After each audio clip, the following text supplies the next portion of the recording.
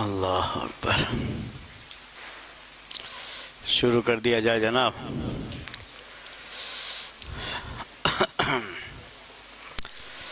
ان الحمد للہ نحمده ونستعینه ونستغفره ونعوذ باللہ من شرور انفسنا ومن سیئات اعمالنا من يهده الله فلا مضل له ومن يضلله فلا هادي له واشهد ان لا اله الا الله وحده لا شريك له واشهد ان محمدا عبده ورسوله يا ايها الذين امنوا اتقوا الله حق تقاته ولا تموتن الا وانتم مسلمون يا ايها الناس اتقوا ربكم الذي خلقكم من نفس واحده وخلق منها زوجها وبث منهما رجالا كثيرا ونساء واتقوا الله الذي تساءلون به والارحام ان الله كان عليكم رقيبا يا ايها الذين امنوا اتقوا الله وقولوا قولا سديدا يصلح لكم اعمالكم ويغفر لكم ذنوبكم ومن يطع الله ورسوله فقد فاز فوزا عظيما اما بعد فان خير الحديث كتاب الله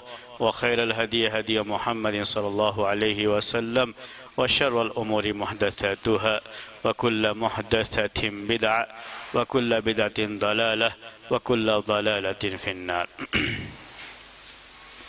محترم بھائیوں اور معزز خواتین، علم المیراث یا فقہ الموارث میں ہمارا یہ درس پچھلے ہفتے یہاں تک پہنچا تھا کہ کسی بھی شخص کے انتقال کے بعد اس کا جو چھوڑا ہوا مال ہے، حق ہے، اس سے کتنے حقوق متعلق ہوتے ہیں۔ ترتیب سے ہم نے آپ کے سامنے ذکر کیا کہ سب سے پہلے اس کے مال میں سے اس کے کفن دفن کا انتظام ہونا چاہیے۔ جو بھی خرچہ اس سلسلے میں آ رہا ہے وہ پورا خرچہ اس کے اپنے مال سے ہونا چاہیے۔ اور دوسرے نمبر پر آپ کے سامنے ذکر آیا کہ جو میت کے اوپر قرضہ ہے اس قرضے کو اسی کے مال سے ادا کیا جائے۔ قرضے کے بارے میں ہم نے آپ کو بتایا دین جسے عربی میں کہتے ہیں کہ وہ تین طرح کے ہوتے ہیں۔ تین طرح کے ہوتے ہیں، ذکر کیا تھا نہیں؟ ایک ایسا قرضہ جو ترکے کے مال سے تعلق رکھتا ہے۔ ہم نے ایک مثال بھی پیش کی تھی آپ کے سامنے، جیسے میت نے کسی سے قرضہ لیا تھا اور اس کے بدلے میں اپنا کوئی مال رہن رکھ دیا تھا، تو رہن کا یہ مال طریقہ ہے اصل، جب تک وہ قرضہ ادا نہیں ہوگا اور رہن کا یہ مال واپس نہیں ملے گا تو پہلے اسے ادا کیا جائے گا تاکہ یہ طریقہ جو میت کا مال ہے وہ واپس آ جائے۔ اس میں عام قرض بھی شامل ہے جس میں کوئی چیز رہن نہیں رکھی گئی ہے، قرضہ لیا تھا کسی سے، اس قرضے کو ادا کرنا ہے۔ اور میں نے آپ سے کہا کہ اللہ کا جو قرضہ ہے وہ بھی اس میں داخل ہے، البتہ جو بندوں کا قرضہ ہے اسے پہلے پورا کیا جائے گا اور اللہ کا قرضہ یہ بعد میں پورا کیا جائے گا ترتیب کے لحاظ سے۔ لیکن اتنا مال ہے کہ مکمل سب کے لیے کافی ہوگا تو وہ سب کو پورا کیا جائے گا۔ تیسرے نمبر ہم نے آپ سے کہا کہ وصیت اس کی نافذ کی جائے گی۔ اگر مرنے والے نے کوئی وصیت کی ہے، اور وصیت کے بارے میں بھی یہ بات آپ کے سامنے آئی تھی کہ وصیت کا یہ دائرہ صرف 1/3 تک ہے، 1/3 تک میت کو حق ہے کہ اپنے مال میں سے وصیت کر سکتا ہے، اور یہ وصیت کسی وارث کے لیے اگر ہے تو وہ وصیت نافذ نہیں کی جائے گی۔ یہ وصیت اگر کسی حرام کام کے لیے ہے تو وصیت نافذ نہیں کی جائے گی۔ صحیح وصیت ہونی چاہیے، جائز وصیت ہونی چاہیے، اس کا خیال کیا جائے گا۔ جو یہ درس تھا پچھلے ہفتے کا، اس کا خلاصہ میں نے آپ کے سامنے پیش کر دیا۔ اب آج کا درس ہم عربی میں درس کو آپ کے سامنے لکھ دیں گے، بڑے ہی مختصر الفاظ میں یہ عربی میں ہوتا ہے، اس کی شرح تھوڑی لمبی ہو سکتی ہے لیکن یہ چیزیں بڑی آسان ہوتی ہیں۔ عربی میں بڑا جو ہے الفاظ بہت کم ہوتے ہیں عربی میں۔ سب سے پہلے آج ہم پڑھیں گے ارکان الارث۔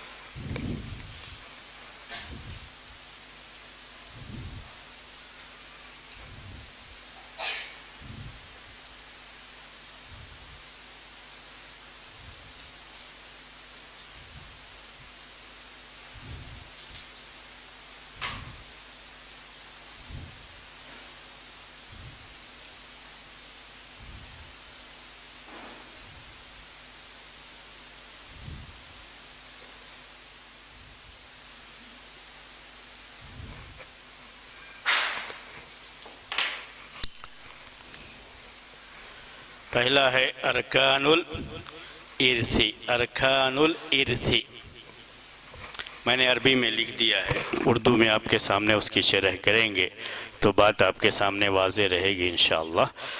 پہلا ہے ارکان الارثی، رکن کسے کہتے ہیں؟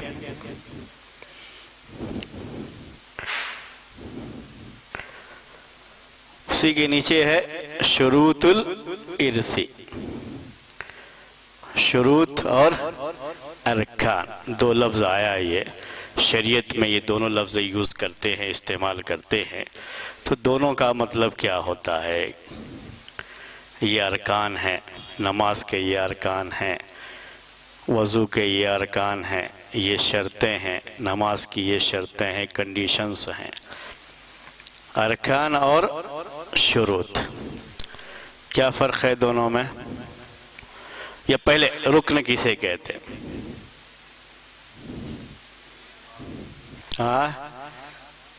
رکن کہتے ہیں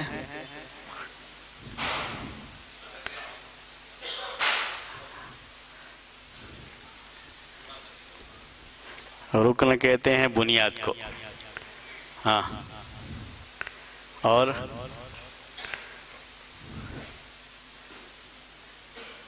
جی بولیے۔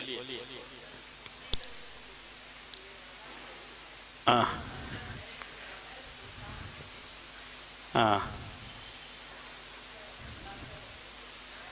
جی، رکن کسے کہتے ہیں؟ پہلے عربی زبان میں رکن کسے کہا جاتا ہے؟ عربی میں یہ لفظ استعمال کرتے ہیں رکن، تو کیا مطلب ہے؟ کوئی بھی جب ہم اسلامی شریعت سے متعلق کوئی بھی چیز پڑھتے ہیں تو اس میں بہت سی عربی کی چیزیں خود بخود آ جاتی ہیں، کیونکہ اسلامی شریعت کی ساری چیزیں کس سے جڑی ہوئی ہیں؟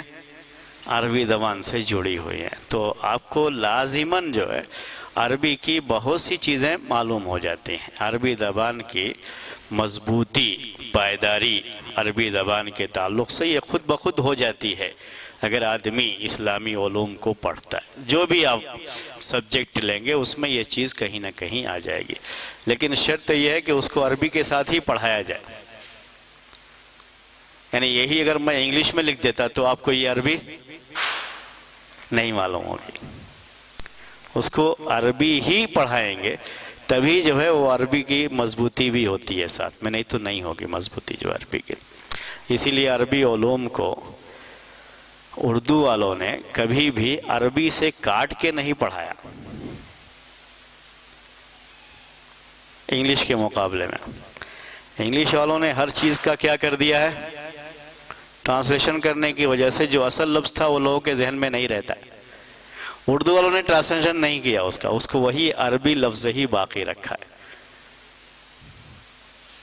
اسی لیے وہ اس کو ویسے ہی پڑھتے ہیں، عربی جیسے لکھا ہوا ہے، بس اس میں زبان بول چال کی جو ہوتی ہے وہ اردو کر دیتے ہیں، لیکن لفظ جو ٹیکنیکل ورڈ ہے اس کا، شریعت کا، اس کو تبدیل نہیں کرتے، اس کو ترجمہ نہیں کرتے وہ لوگ جو ہے۔ تو یہ رکن اردو میں بھی کہیں گے، کیا کہتے ہیں اس کو؟ رکن ہی، اردو والے رکن کا ترجمہ نہیں کرتے۔ شروط کو بھی اردو میں کیا کہیں گے؟ شرط ہی کہیں گے، اس کا ترجمہ نہیں کرتے وہ لوگ، وہ عربی لفظ ہی باقی رکھا ہے کہ آپ کو وہی عربی لفظ یاد رہنا چاہیے، کیونکہ شریعت میں وہی لفظ استعمال کیا گیا تو اس لفظ کو یاد رکھنا چاہیے۔ رکن کہتے ہیں کسی اس کو ایسی کوئی ٹھوس چیز، رکن ایسی کوئی ٹھوس چیز جس پر دوسری کوئی بھی چیز اپنا وزن ڈالے تو وہ اس وزن کو برداشت کر سکتا ہو، عربی میں اسے رکن کہا جاتا ہے۔ لعلی آوی الی رکن شدید، قرآن میں ایک جگہ پہ ہے رکن کا یہ لفظ، تو سخت قسم کا رکن، عربی میں رکن اس کو بھی کہتے ہیں، یہ جو ہے یہ ہے ادھر ہے، اس کو بھی رکن کہتے ہیں۔ اصل ہوتا یہ تھا کہ جب کوئی چیز بناتے تھے تو اس کے کنارے نیچے سے کچھ سپورٹ کے لیے رکھ دیتے تھے تو اس کو کہتے تھے رکن۔ تو عربی میں کہتے ہیں رکن ما یعتمد علیہ غیرہ، ما یعتمد علیہ غیرہ، یعنی رکن کہیں گے ہر اس چیز کو جس پر کوئی دوسری چیز ڈیپینڈڈ ہوتی ہے۔ نیچے سے ہم نے یہاں پر کچھ لگایا، اوپر یہ چیز ہے، یہ کب کھڑی رہے گی؟ جب نیچے سے اس کو سپورٹ ملے گا۔ یہ تو جس سے سپورٹ ملا ہے اس کو کہا جائے گا رکن، جو یہ اس کا رکن ہے۔ اور اکثر یہ چیزیں اس زمانے میں کونے میں رکھی جاتی تھی۔ کہاں؟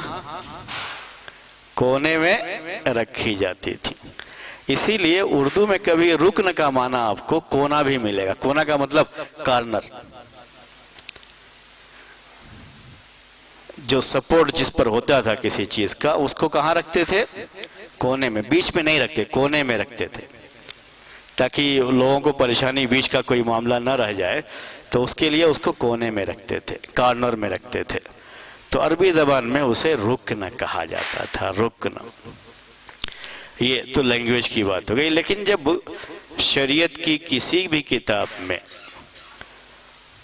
آپ کوئی بھی سبجیکٹ پڑھیں، چاہے فقہ پڑھیں، چاہے اصول پڑھیں، چاہے حدیث پڑھیں، قرآن پڑھیں، علوم قرآن پڑھیں، علوم حدیث پڑھیں، یا ابھی جو ہم میراث پڑھ رہے ہیں میراث پڑھیں، کوئی بھی سبجیکٹ پڑھیں گے، اگر اس میں رکن کا لفظ آتا ہے کہ یہ اس کے لیے رکن ہے، جیسے نماز کے لیے سورہ فاتحہ پڑھنا رکن ہے کہتے ہیں، وضو کے لیے چہرے کا دھونا رکن ہے۔ جب کہتے ہیں رکن تو مطلب ہوتا ہے کہ ایسی چیز جس کے بغیر وہ چیز مکمل نہیں ہو سکتی۔ اگر وہ چیز نہیں پائی جاتی ہے تو اس عبادت کو عبادت ہونے کا درجہ نہیں ملے گا، دوبارہ پڑھنا پڑے گا، دوبارہ اسے کرنا پڑے گا۔ جیسے عرفہ میں قیام کرنا ایک حاجی کے لیے رکن ہے، حج کے ارکان میں سے ایک رکن کیا ہے؟ عرفہ میں قیام کرنا، وقوف کرنا کہتے ہیں عربی میں، ٹھہرنا عرفہ کے میدان میں۔ کوئی اگر نہیں کر سکا یہ تو حج نہیں ہے اس کا۔ جب ہم نے کہا سورہ فاتحہ پڑھنا نماز میں رکن ہے، نہیں پڑھا تو نماز نہیں ہوگی۔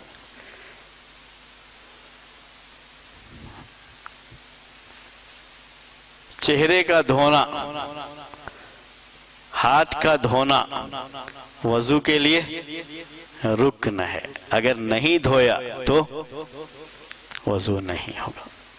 قیام کرنا نماز کے لیے رکن ہے، قیام نہیں کیا تو نماز نہیں ہوگی۔ ہمیشہ رکن کا یہ بھی ذہن میں رکھیے کہ یہ کہا جاتا ہے للقادر علیہ، یعنی جو اس پر قادر ہے، جو اگر کبھی کوئی مجبوری معذوری کا مسئلہ آ جاتا ہے تو وہ الگ حکم ہو جاتا ہے، اس کو چھوڑ کر کے جو اسے رکن کہتے ہیں، رکن۔ اس کے بغیر وہ عبادت مکمل نہیں ہوتی ہے، اور ناقص بھی ایسی ناقص ہوتی ہے کہ دوبارہ کرنا پڑے گا اسے، دوبارہ اس کام کو کرنا پڑے گا، دوبارہ اس عبادت کو ادا کرنا پڑے گا، اس کو رکن کہتے ہیں۔ اس کے بغیر اس چیز کا مکمل تصور نہیں ہو سکتا، اسے رکن کہا جاتا ہے۔ میں نے کئی مثالیں دے کر کے آپ کو رکن کے بارے میں سمجھایا۔ اب اس کے بعد شرط کسے کہتے ہیں؟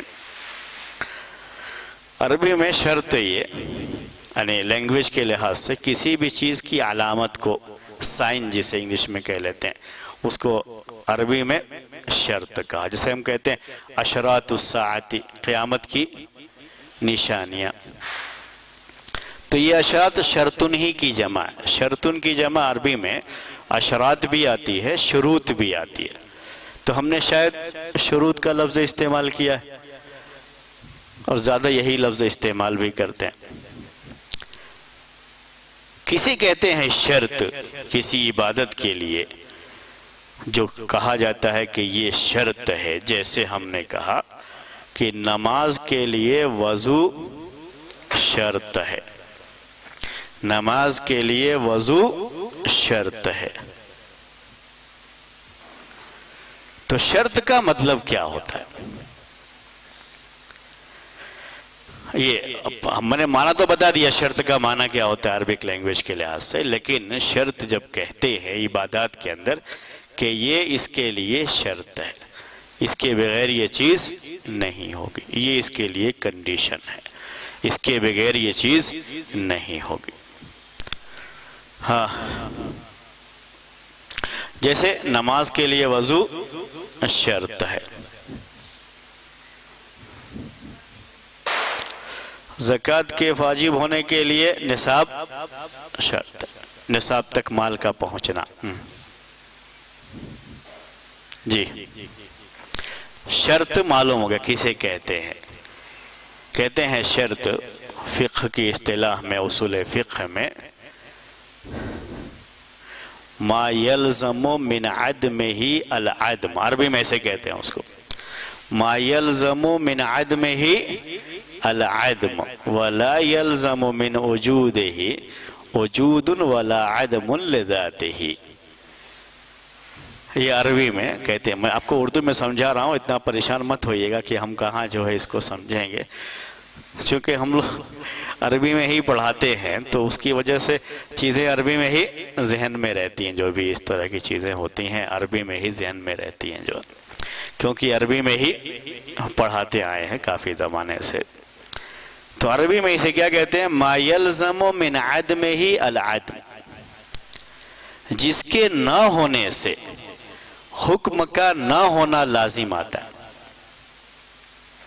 جس کے نہ ہونے سے، کنڈیشن کے پورے نہ ہونے سے، شرط کے پورے نہ ہونے سے حکم کا نہ ہونا لازم ہے، یہ ضروری ہے۔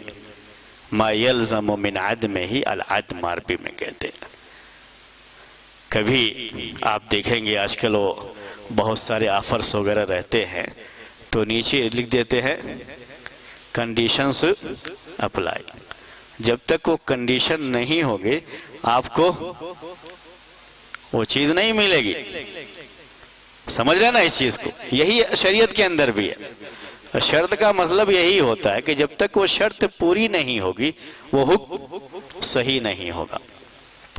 تو اگر شرط نہیں پائی گئی تو حکم بھی نہیں پایا جائے گا۔ اگر کہیں پہ کسی سپر مارکیٹ میں یہ ہے کہ 5,000 کا اگر آپ نے سامان خریدا ہے تو آپ کو ایک ڈنر سیٹ فری دیا جائے گا، اگر 5,000 تک نہیں پہنچا تو نہیں ملے گا ڈنر سیٹ۔ شرط کا مطلب یہی سمجھتے ہیں نا آپ؟ کنڈیشن کا مطلب ہر کوئی تو یہی سمجھتا ہے، یہی شریعت کے اندر بھی چیز ہے، یہی ہے، یہی عربی میں ہے۔ یہ کیا کہتے ہیں عربی میں؟ اس کو دیکھیں پھر سے کہتا ہوں، ما یلزم من عدمہ العدم، یعنی جس کے نہ ہونے سے حکم کا نہ ہونا لازم ہوتا ہے، شرط اسے کہتے ہیں، کنڈیشن اسے کہتے ہیں۔ اگر وہ کنڈیشن نہیں پائی گئی تو وہ حکم بھی لاگو نہیں ہوگا۔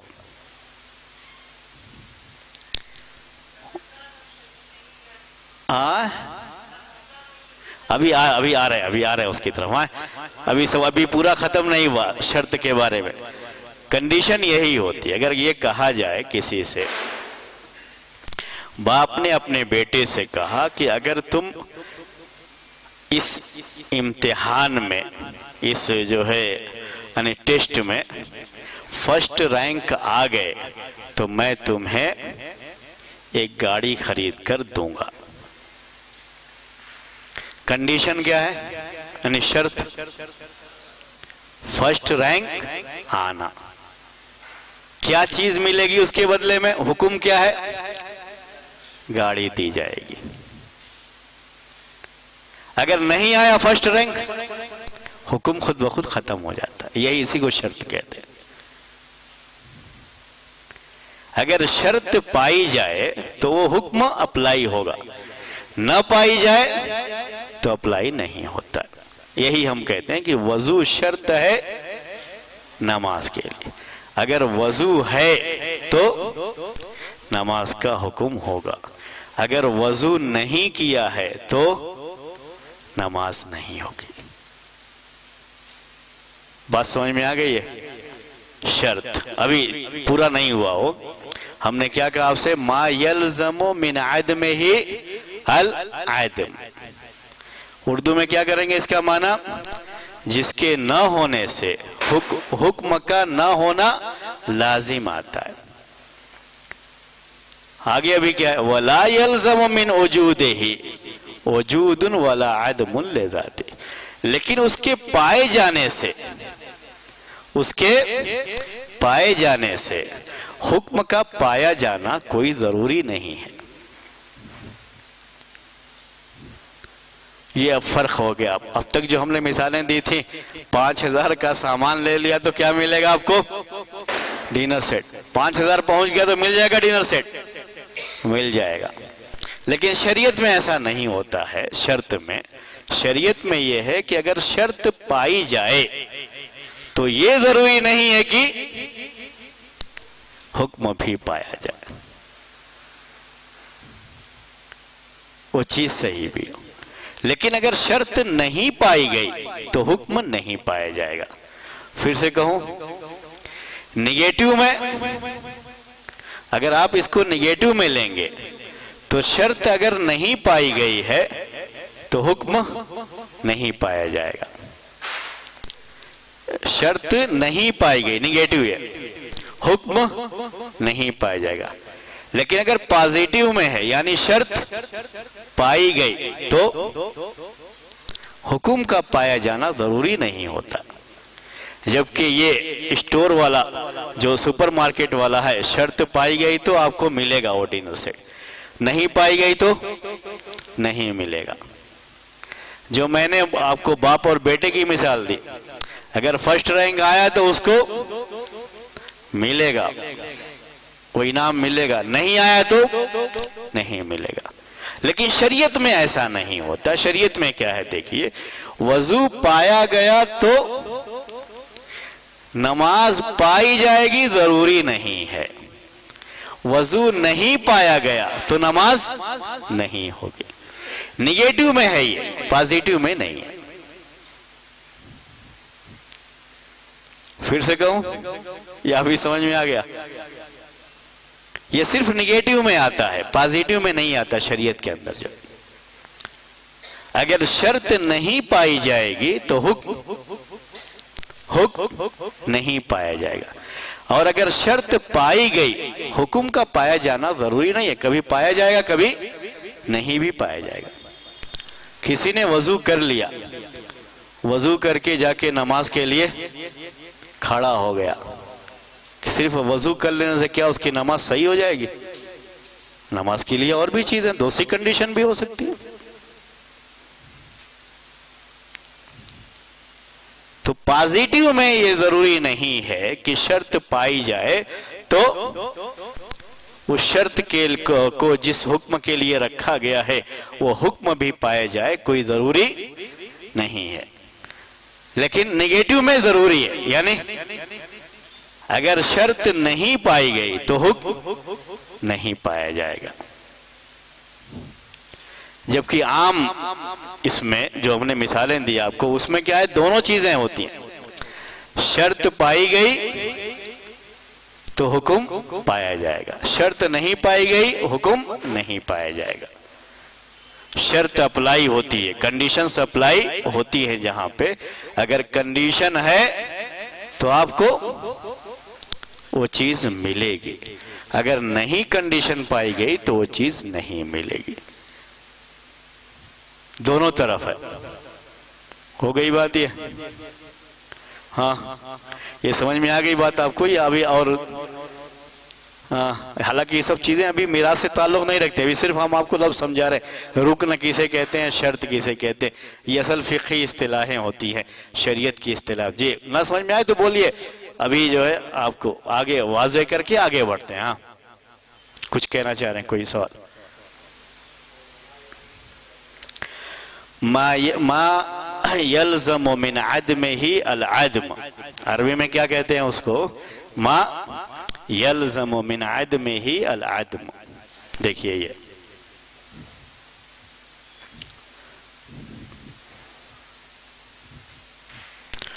ما یلزم من عدمہ العدم، یہ ما ہاں اس میں موصول ہوتا ہے. عربی میں ما اصل میں کئی معنی میں آتا ہے، وہ اسی لئے کہتے ہیں وہ دروس اللغہ پڑھنے سے عربی نہیں آتی ہے جو ہے وہ، کیونکہ اس کو صرف ما کا مطلب ہوتا ہے کہ وہ نہیں کا معنی کرے گا. یہ نہیں کا معنی نہیں، یہ کیا ہے؟ اس کو کہتے ہیں اس میں موصول. اس میں موصول کا مطلب جو، یا معنی کیا کریں گے؟ جس، جو. تو یہاں کہیں گے اکثر جو ہے جو اصول فقہ میں تعریفیں وغیرہ ہوتی ہیں، ڈیفینیشن اکثر ما سے ہی شروع ہوتا ہے. وہ سب نگیٹو کا معنی نہیں دیتا ہے، وہاں پر کیا رہتا ہے؟ اس میں موصول رہتا ہے. ما یلزم من عدمہ، جس کے نہ ہونے سے، عدم کہتے ہیں نہ ہونا، جس کے نہ ہونے سے عدم لازم آتا ہے، نہ ہونا لازم آتا ہے. یعنی اس شرط کے نہ پائے جانے سے جو حکم ہے وہ نہیں پایا جائے گا. کنڈیشن اگر نہیں ہے تو اس کنڈیشن پر جو حکم ہے وہ حکم بھی نہیں ہوگا. سمجھا دیا میں نے آپ کو. دوسرا جو ہے وہ کیا ہے؟ وَلَا يَلْزَمُ مِنْ وُجُودِهِ وُجُودٌ وَلَا عَدْمٌ لِذَاتِهِ.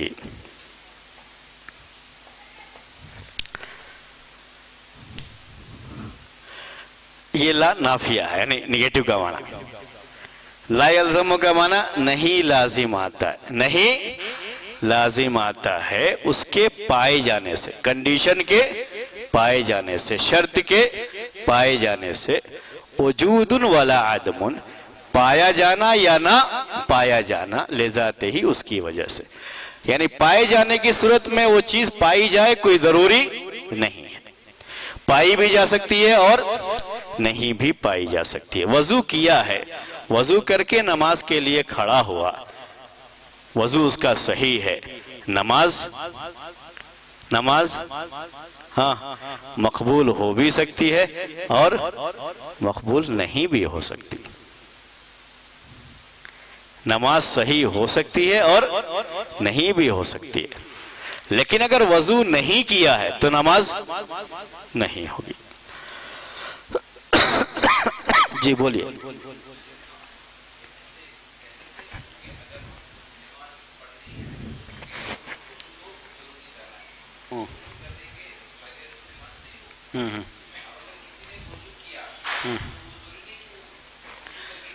جی ہاں، یہ بھی ضروری نہیں ہے، یہ بھی ضروری نہیں ہے. اسی لئے کہتے ہیں وہ کوئی ضروری نہیں کہ وہ چیز پائی بھی جائے. شرط نہ پائی جائے تو بالکل واضح بات ہے کہ وہ حکم نہیں کا ہوگا. لیکن پائے جانے کی صورت میں وہ حکم بھی نہ پازیٹیو لحاظ سے نہ نیگیٹیو لحاظ سے، کسی لحاظ سے بھی ضروری نہیں ہوتا. دونوں چیزیں ہو سکتی ہیں. یہ تو خیر ابھی ہم نے ہٹ کر کے باتیں کی ہیں آپ کو سمجھانے کے لیے. یہ اب پھر سے ہم آتے ہیں. ابھی یہ سوال تھا کہ پھر شرط اور رکن میں کیا فرق ہے، وہ بھی سمجھ لیجئے. رکن کی اور شرط میں کیا، رکن اور شرط دونوں میں یہ بات آئی، اگر رکن نہیں پایا گیا تو وہ عبادت صحیح نہیں ہوگی، اگر شرط بھی نہ پائی جائے تو عبادت صحیح نہیں ہوگی. دونوں میں یہ چیز ہے. لیکن دونوں میں فرق یہ ہے کہ رکن ہمیشہ عبادت کا ایک حصہ ہوتا ہے. رکن عبادت کا ایک حصہ ہے، شرط اس سے باہر کی چیز ہے. یہی دونوں میں فرق ہوتا ہے. رکن اسی عبادت کا ایک حصہ ہے، شرط کنڈیشن ہمیشہ یہ باہر سے چیز آتی ہے، اس عبادت کا حصہ نہیں ہے. جیسے ہم نے آپ سے کہا سورہ فاتحہ پڑھنا یہ رکن ہے، اسی عبادت کا ایک حصہ ہے. قیام کرنا، رکوع کرنا، سجدہ کرنا یہ رکن ہے، اسی عبادت کا، نماز کا ایک حصہ ہے. وضو کرنا شرط ہے کیونکہ یہ نماز کا حصہ نہیں ہے۔ حکم کے لحاظ سے دونوں ایک ہی ہیں، یعنی دونوں میں یہ چیز ہے کہ اگر رکن نہیں پایا گیا تو عبادت صحیح نہیں، اگر شرط نہ پائی جائے تو عبادت صحیح نہیں۔ حکم دونوں کا ایک ہی ہے، لیکن دونوں کے اندر یہی فرق ہے کہ رکن اسی عبادت کا ایک حصہ اور شرط یہ باہر کی چیز ہوتی ہے، اس عبادت کے اندر کی چیز نہیں ہوتی ہے۔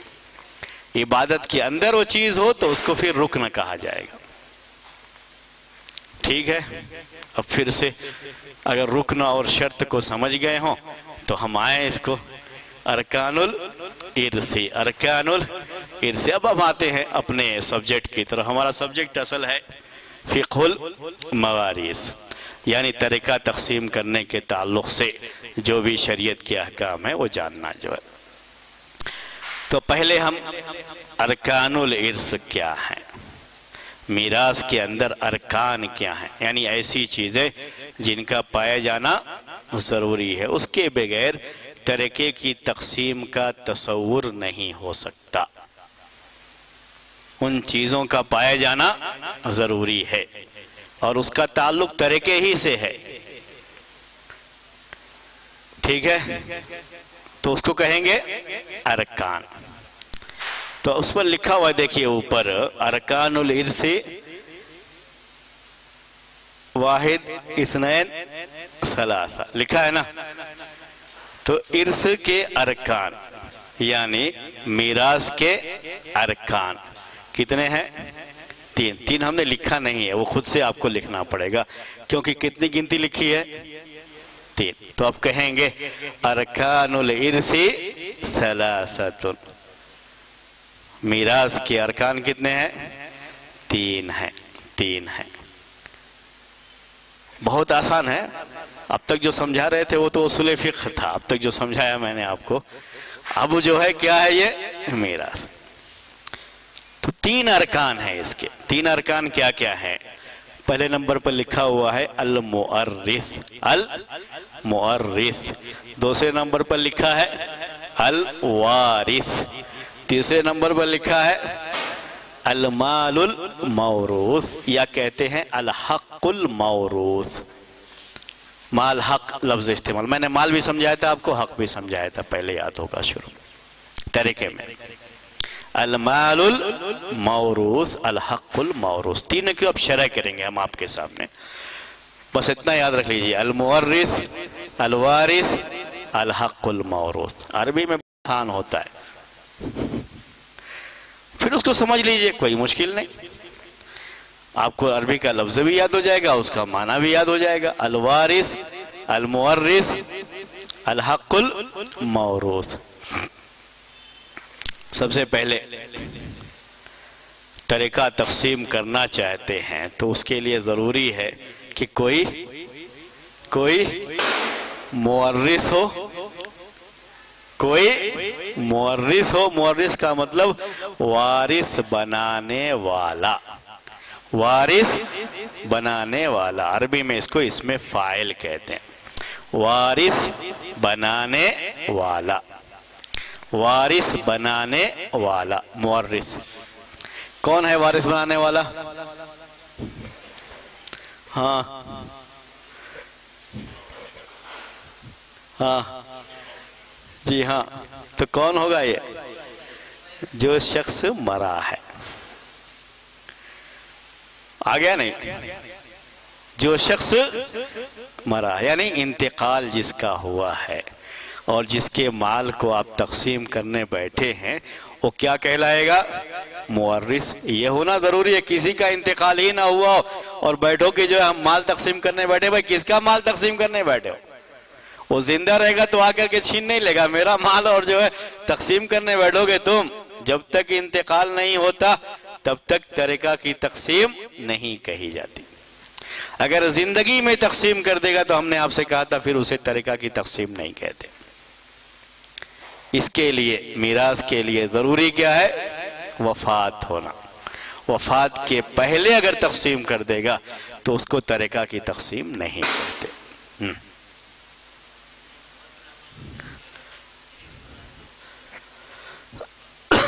یہ ایک الگ مسئلہ، لیکن اس کو طریقہ نہیں کہتے۔ اب وہ کیسے کرے زندگی میں وہ ایک الگ بات ہے، لیکن اس کو طریقہ کی تقسیم نہیں کہیں گے۔ کب کہتے ہیں میراث اور طریقہ کی تقسیم؟ جب اس کے مرنے کے بعد اس کا مال تقسیم کیا جائے گا۔ اسی لیے وہ خود تقسیم نہیں کر سکتا کبھی بھی، کیونکہ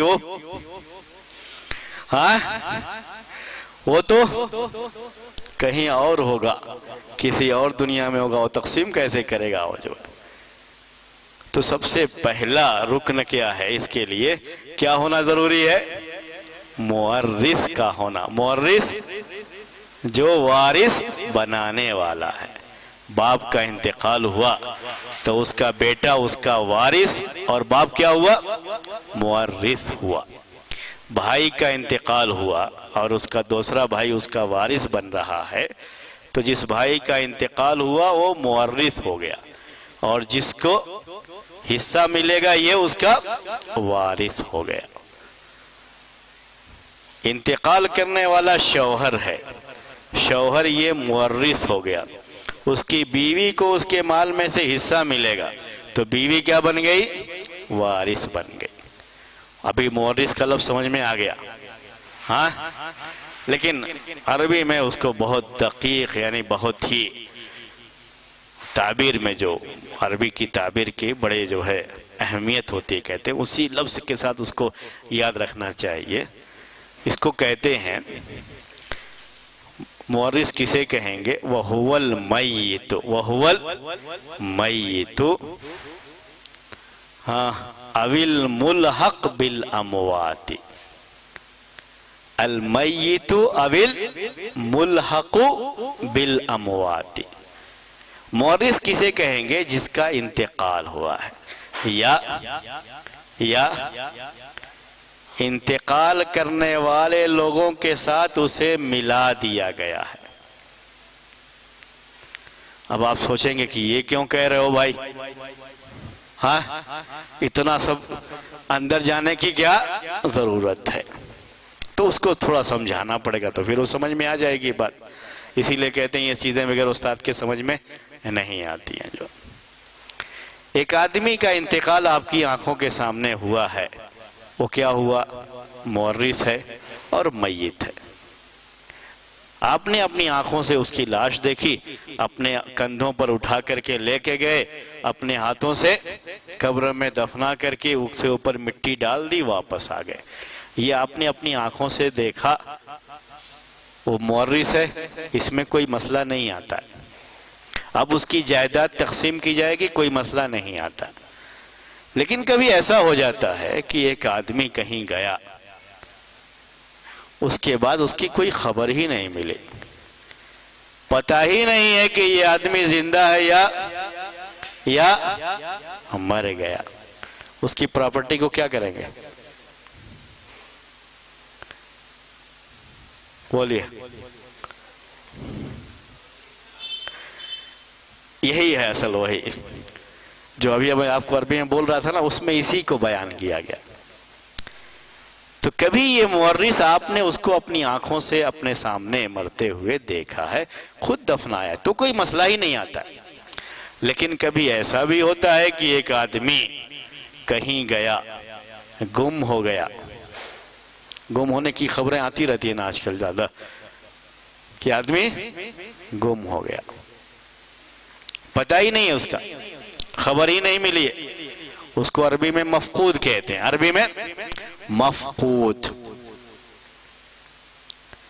تو کیا اب اس کی پراپرٹی تقسیم ہی نہیں ہوگی؟ کب تک اس کا انتظار کریں گے؟ ایک الگ بحث ہے، لیکن اس کا ایک انتظار کر کے جب اس کے گھر والے قاضی یعنی جج کے پاس جائیں گے، کہیں گے ہم کب تک انتظار کریں گے؟ پراپرٹی کیا کر دی جائے؟ تقسیم کر دی جائے۔ ہم کب تک انتظار کریں گے؟ اس کو مکمل کر لوں۔ اب قاضی فیصلہ کرتا ہے کہ یہ آدمی مر چکا، اور اس کے بعد اس کی پراپرٹی تقسیم کرنے کا آرڈر قاضی، آدمی خود نہیں کر سکتا، یہ قاضی کے پاس جانا پڑے گا، جج کے پاس جانا پڑے گا۔ تو اس کو بھی مورث کہا جائے گا، حالانکہ ہمارے سامنے ہاں وہ مرا نہیں ہے، ہم نے اس کی لاش کو اپنی آنکھوں سے دیکھا نہیں ہے.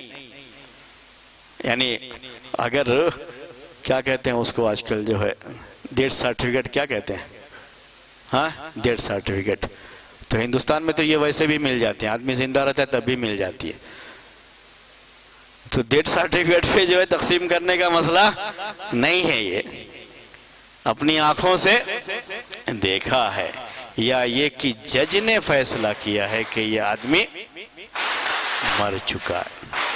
اس کی ایک مدت ہوتی ہے، اس مدت کے گزرنے کے بعد جج فیصلہ کر دیتا ہے کہ اب اس عمر کے لوگ زندہ عام طریقے سے نہیں رہتے ہیں، وہ فیصلہ کر دیتا ہے. اس کے فیصلے کے بعد اس کا طریقہ تقسیم کر دیا جائے گا اور اس کو مورث کہا جائے گا، اگرچہ کہ ہم نے اس کی موت کو اپنی آنکھوں سے دیکھا نہیں ہے. ٹھیک ہے، ہاں بولیے.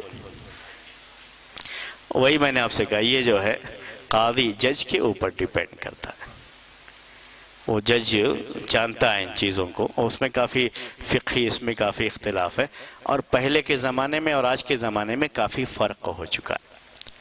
اس لیے آج کا جج ہاں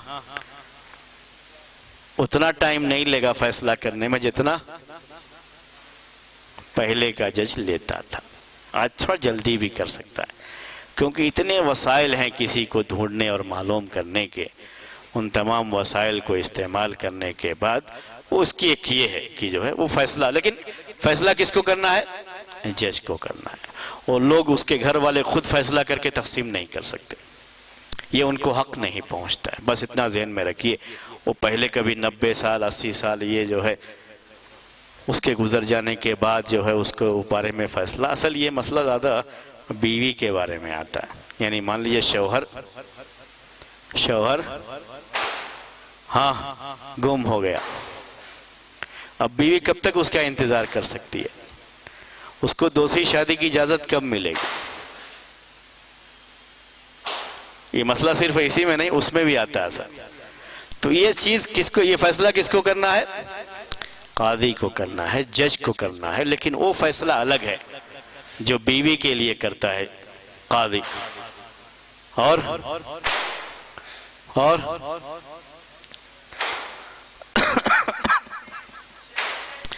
اور میراث کے لیے جو فیصلہ کرتا ہے وہ الگ ہے. دونوں میں فرق ہے تھوڑا سا جو ہے. ہاں بولیے.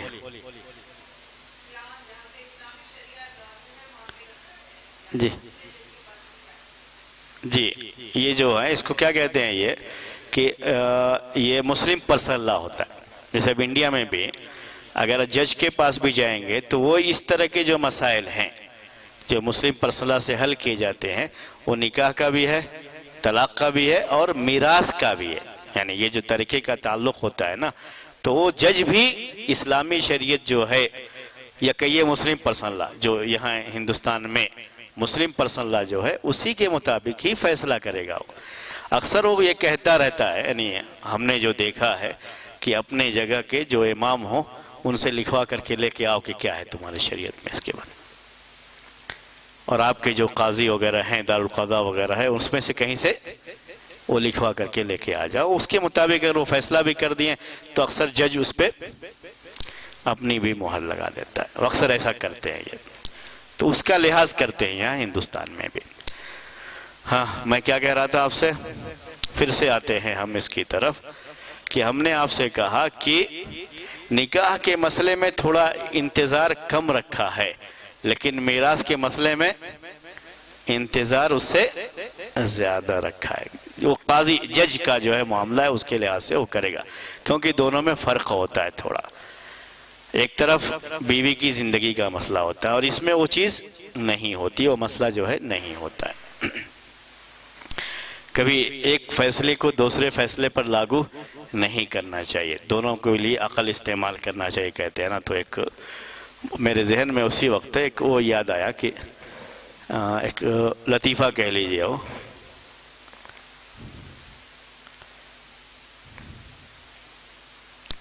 ایک گنگا آدمی جو بات نہیں کر سکتا، وہ جا کر کے اگر دکاندار سے اس کو خریدنا ہے ٹوتھ پیسٹ، مجھے کیا چاہیے؟ ٹوتھ پیسٹ، تو وہ اشارہ کرے گا، اشارہ کر کے ٹوتھ پیسٹ وہ لے لے گا۔ ایک اندھا آدمی اگر گیا ہے چشمہ لینے تو کیسے اشارہ کرے گا؟ تو ایسے جلدی سے بول دیتے تو کیا کریں گے؟ وہ ایسا اشارہ کرے گا۔ جو اب اندھے آدمی کو اشارے کی ضرورت نہیں ہے کیونکہ وہ زبان سے بول دے گا۔ تو یہ دونوں کا حکم الگ الگ ہوتا ہے۔ کبھی یہ نہ سوچیں کہ جو اس کا حکم ہے، یعنی جو ایک بیوی جو اپنے شوہر کے، جو گم ہونے والے شوہر کا انتظار کر رہی ہے، جتنی مدت اس کو انتظار کروایا گیا اتنا ان کے لیے بھی کافی ہے، کوئی ضروری نہیں ہے۔ دونوں الگ الگ مسئلے ہیں، دونوں کو ایک دوسرے کے ساتھ جوڑا نہیں جائے گا۔ جو تو میں آپ سے یہ کہہ رہا تھا کہ یہ پہلا رکن ہے۔ پہلا رکن کیا ہے؟ مورث۔ تقریباً پون گھنٹہ ٹائم ہو گیا مجھے بولتے ہوئے، اب تک ہم نے صرف کتنا آپ کو پڑھایا ہے؟ المورث۔ المورث کسے کہتے ہیں؟ مورث کسے کہتے ہیں؟ مرنے والے شخص کو جس کے مال کو تقسیم کرنے کے لیے ہم بیٹھے ہیں، اس کو کہا جاتا ہے مورث۔ دوسرا ہے وارث، لکھا ہوا ہے وارث۔ وارث کسے کہتے ہیں؟ کہتے ہیں وَهُوَ الْحَيُّ أَوِ الْمُلْحَقُ بِالْأَحْيَاءِ۔ عربی میں ایسے لفظ استعمال کرتے ہیں، میں آپ کو اردو میں سمجھا رہا ہوں اس لیے عربی میں لکھا نہیں میں نے کہ خامخواہ آپ اس کو عربی دیکھ کر کے پریشان ہوتے رہیں گے اور آئندہ ہفتے سے پھر سوچے لگیں گے بھائی یہ تو بڑا مشکل معاملہ ہے، یہیں سے راستہ بدل لو، آگے چل کے پریشانی بڑھ سکتی ہے۔ جو اسی لیے اس کو اردو میں ہی سمجھ لیجئے۔ پہلا کیا تھا؟ مورث۔ دوسرا ہے وارث۔ وارث کسے کہتے ہیں؟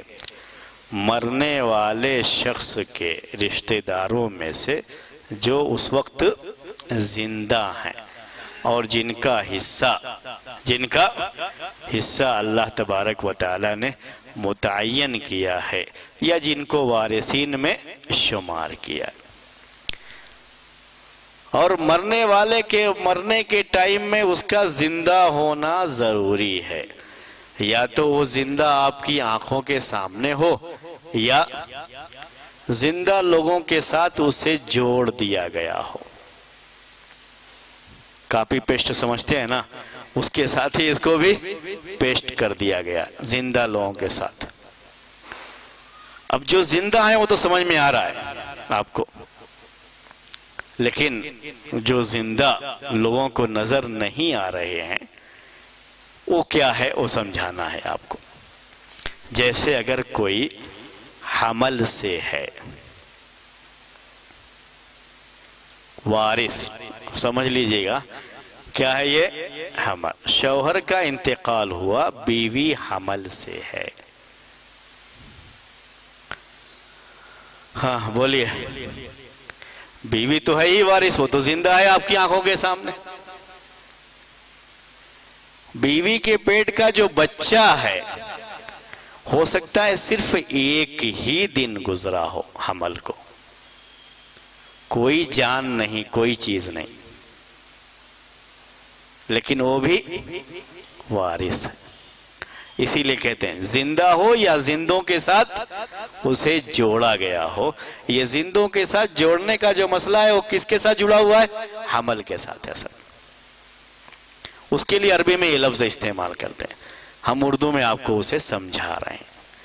یا تو ہماری آنکھوں کے سامنے زندہ ہے یا زندوں کے ساتھ اسے جوڑا گیا ہے، یہ حمل سے تعلق رکھتا ہے۔ اگر یہ معلوم ہے کہ مرنے کے ٹائم اس کے بیوی حاملہ تھی، چاہے وہ 1 گھنٹے کی ہی حاملہ کیوں نہ رہی ہو، اس حمل کو بھی مرنے والے کے مال میں سے حصہ ملے گا۔ تو وارث میں وہ بھی داخل ہے، حالانکہ اس ٹائم میں ابھی وہ زندگی تو نہیں ہوتی ہے اس کے اندر، روح تو نہیں پھونکی جاتی ہے، لیکن وہ اس میں داخل ہے۔ بولیے ہاں وہی، لیکن وہ وارث ہوتا ہے، اسی لیے کہا ہم نے کہ زندہ یا زندوں میں اس کو شمار کر لیا گیا۔ ایک اور شکل ہوتی ہے اس کی، وہ ہے مفقود والی، جو ابھی ہم نے مورث میں بتایا آپ کو۔ ایک آدمی کا ایک بیٹا کہیں گیا، اس کی کوئی خبر ہی نہیں، اس کو عربی میں کہتے ہیں مفقود، گم ہو گیا ہے۔ کبھی کبھی خبریں آج کل آتی رہتی ہیں، لوگ واٹس ایپ کو بھی اس کے لیے استعمال کرتے ہیں، کسی کی بہن گم ہو گئی، کسی کی بیٹی گم ہو گئی، اور کسی کا بیٹا گم ہو گیا۔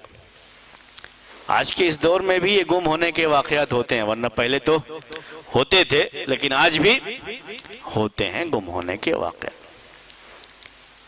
ایک شخص کی کسی بچے یا بچی کا یہ معاملہ ہوا کہ وہ گم ہو گیا، 1 سال 2 سال 3 سال کئی سال گزر گئے، گم ہو گیا، کچھ خبر نہیں ہے۔ باپ کا اس دوران انتقال ہو گیا۔ کئی بچے ہیں، ایک بچہ کیا ہے؟ گم ہے۔ ہو سکتا ہے کہ وہ کسی نے اسے مار کر پھینک دیا ہو سکتا ہے، ہو سکتا ہے، لیکن جب تک قاضی جج اس کی ڈیٹ کے بارے میں فیصلہ نہیں کرے گا، تب تک اسلام کے لحاظ سے اس کو زندہ ہی مانا جائے گا۔ تو وہ بھی کس میں آئے گا؟ وارث میں آئے گا۔ بات آئی سمجھ میں یا نہیں؟ یہ ہے وارث۔ لفظ صرف ہم نے وارث کہا، لیکن وارث عربی میں جب اس کی تعریف کہتے ہیں وَهُوَ الْحَيُّ عِنْدَ مَوْتِ الْمُؤَرِّثِ، اما نے آپ کی آنکھوں کے سامنے یا تو ہوگا، یا قاضی کے فیصلے کے لحاظ سے،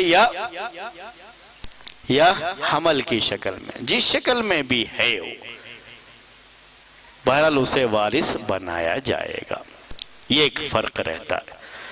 جب ہماری آنکھوں کے سامنے رہتا ہے اور عام طریقے سے یہی ہوتا ہے، تب تو کوئی مسئلہ نہیں، لیکن اگر کسی کا کوئی بچہ مفقود ہے، گم ہے، اس گم ہونے والے بچے کو بھی مرنے والے کے مال میں سے حصہ ملے گا، اس کا الگ کیا جائے گا، جب تک کہ قاضی جج اس کے بارے میں اس کی ڈیٹ کا فیصلہ نہیں کر دیتا ہے۔ اگر بعد میں فیصلہ کرے گا تو اس کا باقاعدہ حصہ نکلے گا۔ اگر شادی ہو کر کے بچے ہونے کے بعد وہ کہیں گیا ہے اور خبر نہیں ملی، تو وہ مال کس کو جائے گا؟ اب اس کی اپنی اولاد کو جائے گا۔ یہی فرق ہوتا ہے۔ یہ باریکیاں ہیں جس کو سمجھنا پڑتا ہے۔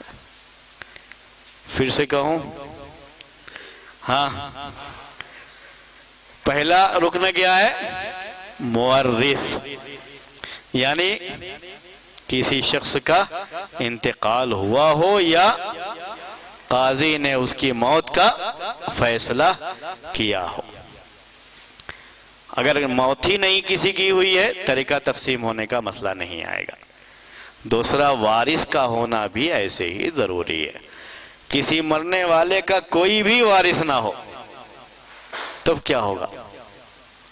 طریقہ تقسیم کریں گے بیٹھ کے؟ بولیے، کوئی بھی وارث نہیں ہے، کیا کریں گے؟ طریقہ تقسیم کرنے کا مسئلہ ہی نہیں آئے گا۔ طریقہ کب تقسیم کرنے کا مسئلہ آئے گا؟ جب کوئی وارث ہوگا۔ وارث ہی نہیں، تقسیم کیا کریں گے آپ؟ تیسرا ہے المال الموروث، یا الحق الموروث بھی کہتے ہیں، یعنی مرنے والے کا طریقہ ہونا بھی ضروری ہے، چھوڑا ہوا مال۔ یہ تیسرا رکن ہے۔ کسی مورث تو پایا گیا، انتقال ہوا آدمی کا، وارث بھی ہیں اس کے موجود، لیکن مال ہی نہیں ہے اس کے پاس کچھ، تو آپ کس چیز کو بیٹھ کے تقسیم کریں گے؟ تو طریقہ تقسیم کرنے کے لیے یہ تینوں چیزیں ہونا ضروری، اس لیے کہتے ہیں یہ ارکان ہیں اس کے۔ جی،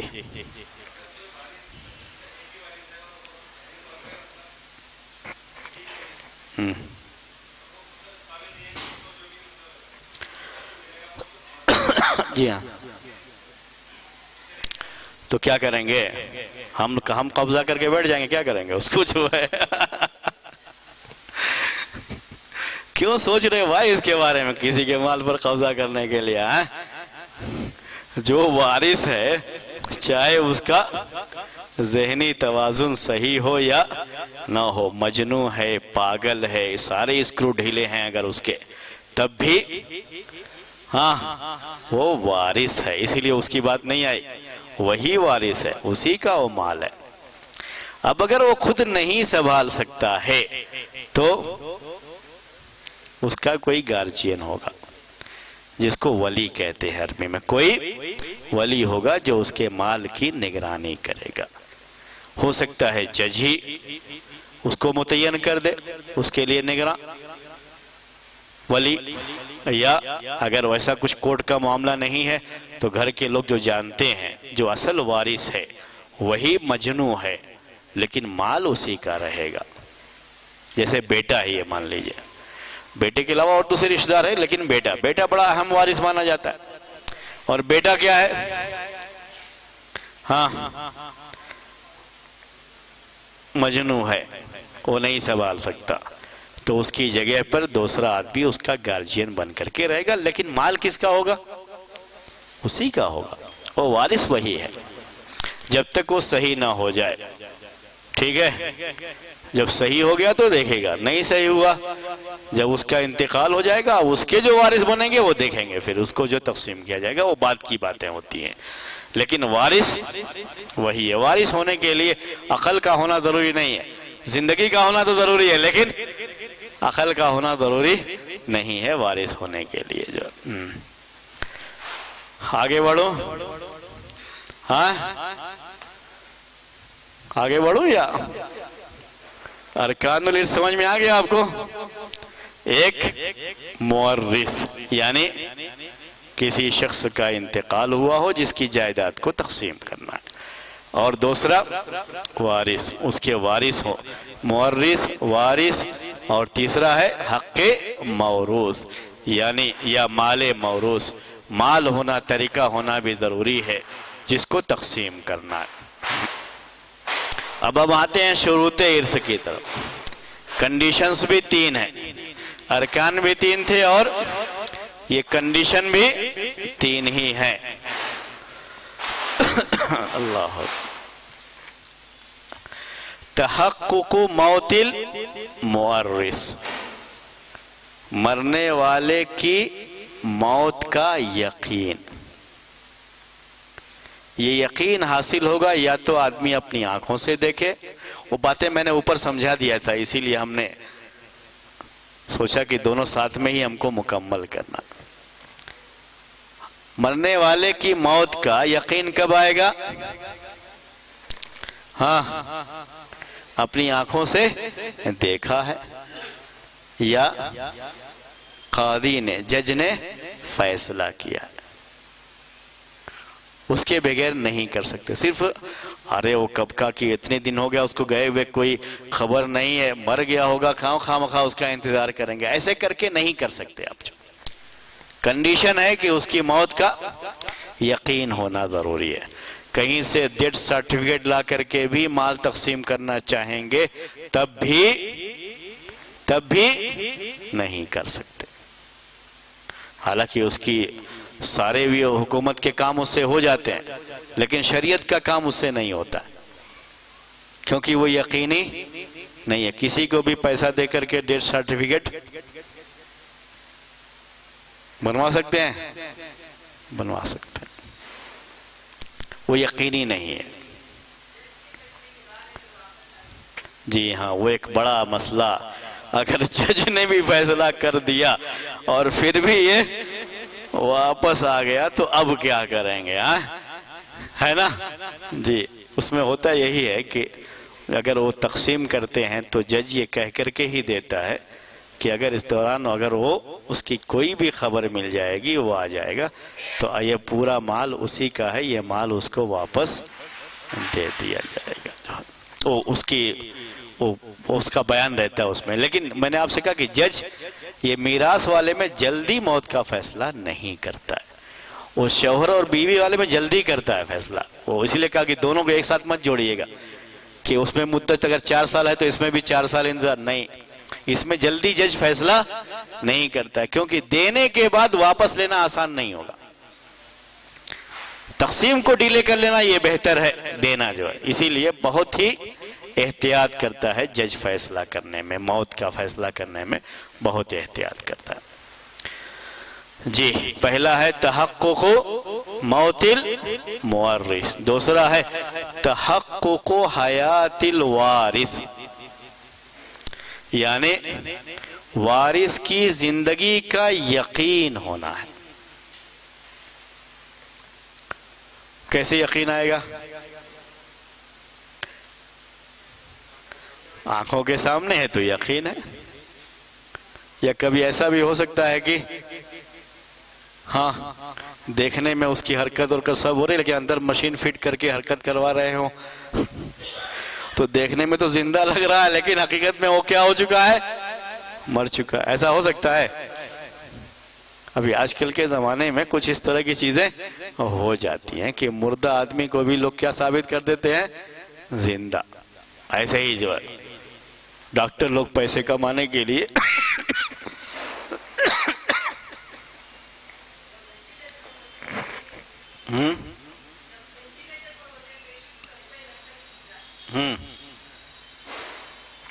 تو کبھی یہ پیسے بنانے کے لیے اپنے یہاں اس میں رکھے رہتے ہیں، کیا وہ وینٹیلیٹر یا کیا کہتے ہیں اس کو جو ہے، وہ صرف پیسے بناتے ہیں اس میں، ان کو معلوم ہے کہ موت ہو چکی ہے لیکن پھر بھی رکھے رہتے ہیں تب تک یہ پیسے بنتے رہیں گے۔ آج کل کے ڈاکٹروں کا بڑا مسئلہ ہے، جن کے یہاں سب سے اہم چیز پیسہ ہے اور مرنے والے کی حرمت، اس کا احترام، یا جو زندہ لوگ ہیں ان کے تعلق سے کسی طرح کی ہمدردی، یا بیمار کے تعلق سے کسی طرح کی ہمدردی، کوئی چیز، اس کی صحت کا تھوڑا خیال، کوئی چیز نہیں جو ہے۔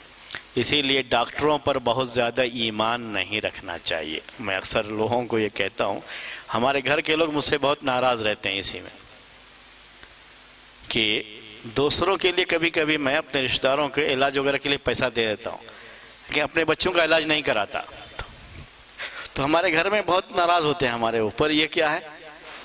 دوسروں کے لیے پیسہ ہوتا ہے، اپنے بچوں کے لیے پیسہ نہیں، پیسے کا مسئلہ نہیں رہتا اس میں، کیوں نہیں کراتا ہوں کہ یہ کوئی ٹھیک نہیں ہوتا ہے۔ ڈاکٹر جو ہے جو دوا کہتا ہے کہ یہ دوا لکھ کے دیتا ہے، کبھی یہ نہیں دیکھتا ہے کہ اس کی وجہ سے اس کی صحت کتنی صحیح ہوگی اور کتنی خراب، کبھی نہیں دیکھتا ہے وہ ڈاکٹر جو، اور اکثر کچھ نہ کچھ سائیڈ ایفیکٹ ہو کر کے آدمی کی صحت اور خراب ہوتی ہے اس سے جو۔ تو جہاں تک ہو سکے ان دواؤں سے بچنا چاہیے۔ ہم سے یہ باتیں بھی ڈاکٹر ہی نے کہی ہے، یعنی یہ خود بھی کہنے والا کون ہے؟ ڈاکٹر ہی نے مجھ سے یہ بات کہی کہ جہاں تک ہو سکے آپ ان دواؤں سے بچیے، پرہیز کیجیے، کیونکہ ایسا ہے مسئلہ۔ یہ اللہ تعالیٰ نے انسان کے جسم میں ایسی چیزیں رکھی ہیں، اس نے کہا کہ اگر وہ خود اس میں قوت رہے تو بیماری سے وہ لڑ کر کے یہ بیماری خود بخود ختم ہو جائے گی۔ نزلہ ہے، زکام ہے، کھانسی ہے، یہ سب چیزیں جو خود اندر اس کے اس چیزیں ہوتی ہیں۔ ابھی 2 دن پہلے ایک ڈاکٹر کے پاس گیا تھا کان کے مسئلے کو، ابھی جو میری طبیعت بھی ٹھیک نہیں ہے، تو اس نے یہی کہا جو ہے وہ چھینک کیوں آتی ہے، ڈاکٹر یہ نہیں کہا چھینک کیوں آتی ہے، یہ قدرت کا نظام ہے اندر جو ہے، وہ چیزیں خود بخود نکل جاتی ہیں اندر سے۔ لیکن ڈاکٹر کے پاس جب جائیں گے تو وہ دوا آپ کو ضرور لکھے گا، وہ دوا آپ یوز کریں گے، اس کے بعد ہوتا یہ ہے کہ وہ چیز اندر ہی رہ جاتی ہے، باہر نہیں نکل پاتی ہے، اور وہی پھر بیماری کا، دوسری بیماریوں کا سبب بن جاتی ہے۔ نزلہ ہے، زکام ہے، اس کو ویسے ہی ختم، 3 دن 4 دن 5 دن میں ویسے بھی وہ ختم ہو جائے گا، وہ چیزیں رہنے کی نہیں، اندر سے ہی نظام ایسا ہے اللہ تعالیٰ کا کہ وہ نظام کی وجہ سے ختم ہو جاتا ہے۔ تو میں آپ کو یہ کہہ رہا تھا، بیچ میں خامخواہ وہ چیزیں آ گئی کہ ہمارے گھر کے لوگ ہمارے اوپر ناراض ہوتے ہیں، ہم کو کیسے سمجھائیں کہ یہ مسئلہ پیسے کا نہیں بلکہ صحت کا ہے۔ کم سے کم دوا استعمال کریں گے صحت اچھی رہے گی، اس کا خیال رکھیں جو۔ تو بات چل رہی تھی کہ زندگی کا یقین، کس کی زندگی کا؟ وارث کی زندگی کا یقین۔ اس وقت یقین کیسے آئے گا؟ جب ہم اس کو اپنی آنکھوں کے سامنے زندہ دیکھے ہیں تو کوئی مسئلہ ہی نہیں ہے۔ دوسرا کیا ہے؟ حمل کو بھی ہم نے آپ سے کہا کہ پہلے وارث میں ہم نے کس کو شامل کیا؟ حمل، جو پیٹ میں بچہ ہے اس کو بھی ہم نے کہا چاہے وہ 1 گھنٹے کا ہی کیوں نہ ہو، وہ بھی اس میں شامل ہوتا ہے۔ اب یہ یقینی کہ یہ اس وقت تھا، حمل مرنے کے وقت میں، اس زمانے میں ایسا کوئی آلہ موجود نہیں تھا کہ اس کی جانچ ہو سکتی تھی۔ آج یہ مسئلہ آسان ہو گیا، یعنی ابھی معلوم کر سکتے ہیں آسانی سے کہ کتنے دنوں کا حمل ہے، پوری اس کی تفصیلات سامنے آ جاتی۔ تو اس مشین کے ذریعے سے معلوم کر لینا یہ کافی ہے۔ البتہ لکھ کے دینے والے کے لیے ضروری یہ ہے کہ وہ نہیں تو وہ اگر 1 گھنٹے بعد کا ہے یہ حمل اور لکھنے والے نے 2 گھنٹہ پہلے لکھ دیا تو اس کا کیا جاتا ہے؟ 100 روپیہ 200 روپیہ جیب میں ڈال دیا تو کیا جاتا ہے اس کا؟ تو ویسا کوئی ڈاکٹر نہیں چاہیے اس میں۔ لکھنے والے کا اعتماد جو ہے، کوئی ایسا مسلم ڈاکٹر جس کو کل قیامت کے دن سوال و جواب کا احساس ہو، لکھ کر کے دیتا ہے کہ اس کی مدت اتنی ہے، اس پر اعتماد کیا جائے گا، اس کو مان لیا جائے گا۔ لیکن پچھلے زمانے میں کیسے کرتے تھے جب یہ مشینیں نہیں تھیں؟ تو حمل کی کم سے کم مدت ہے اور زیادہ سے زیادہ حمل کی کم سے کم مدت کا خیال کرتے، تو لازمی طور پر یہ بچہ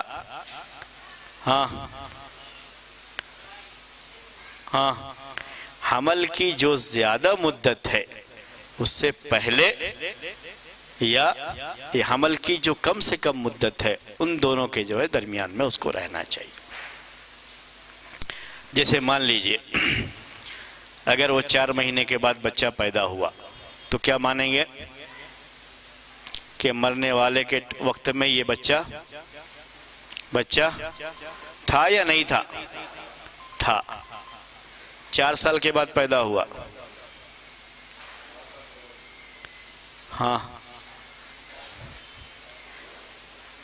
بولیے نہیں ہوگا؟ آج کے زمانے میں کوئی تصور نہیں کر رہا اس کا، کیونکہ اب نہیں ہے وہ، ورنہ پہلے ایسے بھی واقعات ہیں کہ اتنے دن کے بعد پیٹ سے باہر نکلا کہ دانت بھی نکل گئے تھے، ویسے بھی واقعات ہیں، ماں کے پیٹ میں ہی دانت بھی نکل گئے تھے۔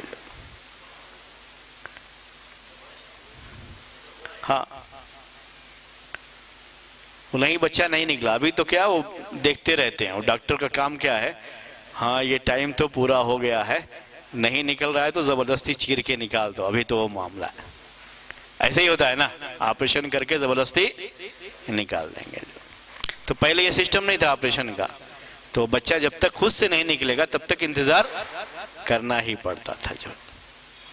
تو بہرحال اب چونکہ یہ مسئلہ ختم ہو گیا اس لیے ہم اس کے چکر میں نہیں جاتے ہیں، حمل کے مسئلے کو جو ہے چھوڑ دیجئے۔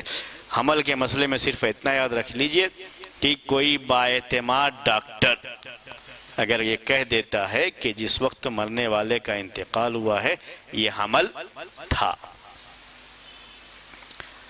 یہ حمل مرنے والے کا ہونا کوئی ضروری نہیں ہے، یہ تو مرنے والے کا اس وقت مسئلہ آئے گا جب وہ بیٹا یا بیٹی کا مسئلہ، تو صرف بیٹا یا بیٹی تو وارث نہیں ہوتے ہیں نا، بھائی بہن یہ سب بھی تو وارث ہوتے ہیں۔ تو اسی لیے ذہن میں رکھیے گا کہ کوئی ضروری نہیں ہے کہ یہ مرنے والے کا ہی حمل، وہ ہم اس کے بارے میں نہیں کہہ رہے، کوئی بھی ایسا حمل جو اس کا وارث بن سکتا ہے، تو یہ ضروری ہے کہ یہ مرنے والے کے وقت میں وہ حمل پیٹ میں رہا ہو، اور یہ اگر کوئی آج قابل اعتبار ڈاکٹر لکھ کے دے دیتا ہے تو کافی ہے، کیونکہ مشینوں سے اب یہ چیز معلوم ہو جاتی ہے، آسانی سے معلوم ہو جاتا ہے یہ معاملہ۔ آخری ہے، ٹائم زیادہ ہو رہا ہے، اصل میں 1 گھنٹے سے زیادہ ہم کو نہیں لینا تھا، لیکن اس کو پورا کر لیتا ہوں۔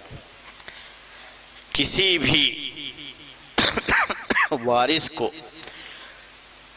کو حصہ کیوں ملے گا، کیوں وہ وارث بن رہا ہے، اس کی جو پوری تفصیلات ہیں یہ علم ہونا بھی ضروری ہے۔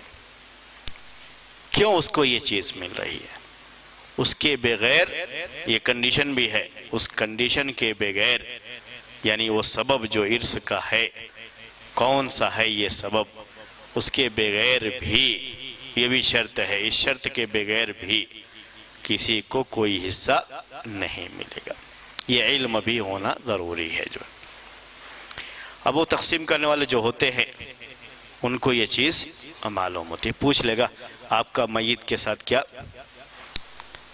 ہے معاملہ، کیا تعلق بنتا ہے، کس جو ہے تعلق کی بنا پر آپ اس کے مال کے وارث بن سکتے ہیں۔ تو یہ سب چیزیں جو تقسیم کرنے والے ہوتے ہیں ان کو اس چیز کا علم ہونا ضروری ہے۔ خود گھر کے لوگ آپس میں فیصلہ نہیں کر لیں گے کہ چلو ان کا انتقال ہوا ہے، ہم لوگ ہیں، آ کر کے قاضی کے سامنے بیٹھ گئے ہم ہی وارث ہیں، نہیں، قاضی کو کیا پہلے معلوم کرنا چاہیے کون کون لوگ ہیں اس کے رشتہ دار، کون وارث بنے گا کون نہیں بنے گا، یہ فیصلہ کون کرے گا، یہ لوگ خود نہیں کر لیں گے گھر کے لوگ کی جو ہے فلاں آدمی ہے۔ اکثر لوگ ایسے پوچھتے ہیں سوال اس طرح کہ ایک آدمی کا انتقال ہوا ہے اس کے فلاں لوگ وارث ہیں، بہت سے ایسے لوگ جو وارث ہیں اس کو پتہ نہیں ہے، وہ لکھتے ہی نہیں نام ان کا جو۔ تو ہمیشہ یہ ضروری ہوتا ہے کہ پہلے تفصیل لے لے کہ اس کے رشتہ داروں میں سے کون کون زندہ ہیں، تو اب ان میں سے کون بنے گا کون نہیں بنے گا یہ فیصلہ وہ کرے گا، یہ گھر کے لوگ فیصلہ نہیں کریں گے اس کے بارے میں۔ جو یہ بات تھی، اب یہ کنڈیشنز بھی اور ارکان بھی ذہن میں رکھیے، آسان ہے کوئی زیادہ مشکل نہیں ہے۔ 3 ارکان ہیں، ایک مورث، دوسرا وارث، تیسرا المال الموروث، ایسے ہی 3 کنڈیشنز ہیں، ایک تو یقینی طور پر مرنے والے کی موت کا علم ہو، اور دوسری یقینی طور پر وارث کی زندگی کا علم ہو، اس میں جو تفصیلات تھی میں نے آپ کے سامنے پیش کر دیا، اور تیسرے یہ کہ کیا تعلق بنتا ہے اس کا، کس بیس پر وہ وارث بنے گا، یہ پورا علم ہونا چاہیے۔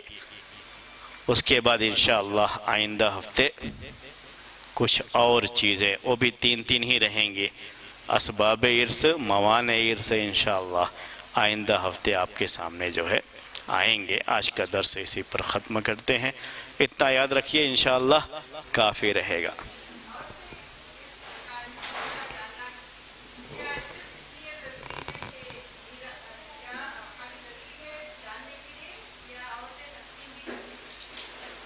کوئی بھی جو بھی جانتا ہے تقسیم بھی کر سکتا ہے نا۔ جی ہاں، پہلے ایک بات بتا دوں آپ کو کہ تقسیم کرنا یہ اصل جج کا کام ہوتا ہے، حصے متعین کر دینا، شیئرز، یہ اصل تقسیم کرنے والے کا کام ہوتا ہے۔ تو یہ کوئی بھی کر سکتا ہے، جو جانتا ہے وہ کر سکتا ہے، ایک خاتون جانتی ہے وہ بھی کر سکتی ہے، ایک آدمی جانتا ہے وہ بھی، گھر کا کوئی بھی جانتا ہو تو کر سکتا ہے نا، اس لیے جاننا ضروری ہوتا ہے۔ اور اس لحاظ سے بھی کہ غلطی نہ ہو، مرنے کے وقت میں غلط وصیت کر کے نہ چلا جائے، مرنے سے پہلے غلط تقسیم نہ کر دے۔ ہر آدمی سے اس کا تعلق ہے، ہر عورت سے اس کا تعلق ہے، عورت وارث بن رہی ہے لیکن خواہ مخواہ اپنے حصہ جانتی نہیں ہے، اس لیے اس کو کوئی حصہ نہیں دے رہا، حصہ نہیں دے رہا، اگر جانتی رہے گی تو اس کو حصہ ملے گا، وہ مطالبہ کر سکتی ہے نہیں مجھے یہ حصہ چاہیے، اس لیے جاننا ضروری ہوتا ہے اس کے لیے۔ یہ جاننا صرف تقسیم کے لیے ضروری نہیں ہے بلکہ اپنے حق کے مطالبے کے لیے بھی جاننا ضروری ہے۔ سبحانک اللہم و بحمدک اشہد ان لا الہ الا انت استغفرک۔